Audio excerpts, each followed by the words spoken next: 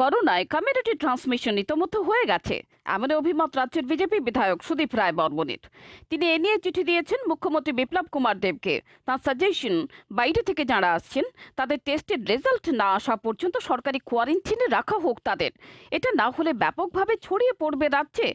চিঠির সবশেষে সুদীপ রায় বর্মণ লিখেছেন, তিনি মুখ্যমন্ত্রীর কাছে যে চিঠি দিয়েছেন তার উত্তরের প্রত্যাশা করেন না, কারণ এর আগেও 2-3টি চিঠি তিনি দিয়েছেন, কিন্তু চিঠি প্রাপ্তি সৌজন্যতা পাননি।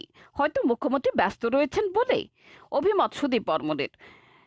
অনেকে ভাবছেন সুদীপ বর্মণ চিঠিতে একদিকে যেমন পরামর্শ দিয়েছেন, তেমনি শেষে হালকা খোঁচাও দিয়েছেন তার চিঠিতে। বিষয়বস্তু অলরেডি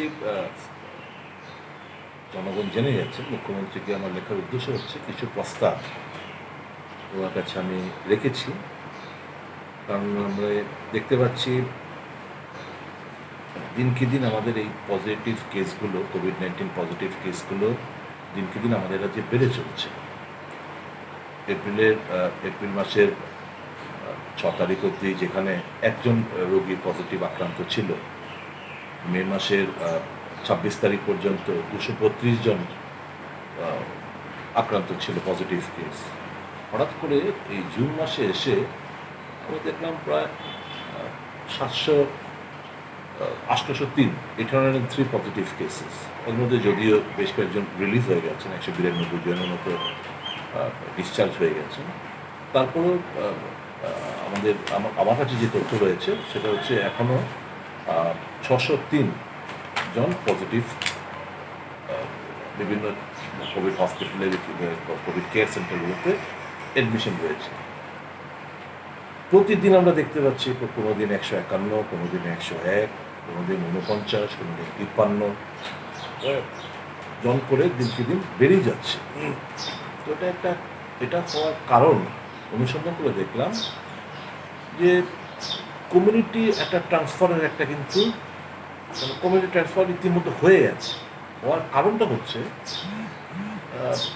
এই যে প্লেন দিয়ে আমাদের রাজ্যের মানুষ আসছেন, প্রতি 5 জনের মধ্যে একজনকে শুধু এই লালারস পরীক্ষা করা হয়, সোয়াব পরীক্ষা করা হয়, বাকিতে ছেড়ে দেওয়া হয়।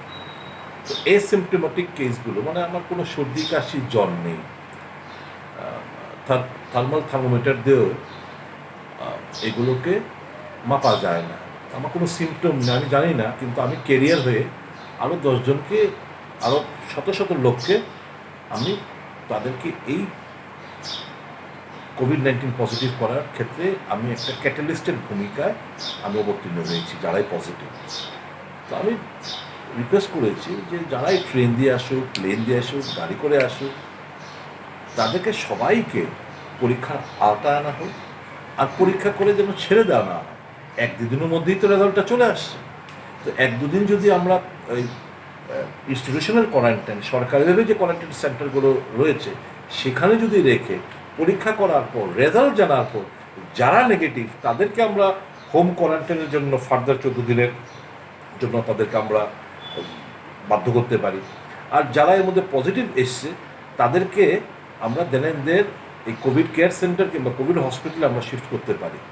এতে হচ্ছে কি, এখন বাড়ির থেকে গিয়ে অ্যাডমিনিস্ট্রেশন, পুলিশের সহায়তা নিয়ে মেডিকেল টিম গিয়ে তাদেরকে যারা পজিটিভ টেস্ট যাচ্ছে তাদেরকে নিয়ে আসছে, ততক্ষণে তো এই ছোঁয়াচে রোগটা তাদের ফ্যামিলি মেম্বার কিংবা আত্মীয় স্বজন, পাড়া প্রতিবেশী ওদের ছেয়ে যাওয়ার সম্ভাবনা রয়েছে, একটা কমিউনিটি ট্রান্সমিশন হওয়ার। এবং যদি কমিউনিটি ট্রান্সমিশন সত্যিকারের অর্থ হয়ে থাকে তাহলে কিন্তু এটা আটকাতে কিন্তু আমাদের হিমশিম খেতে হবে।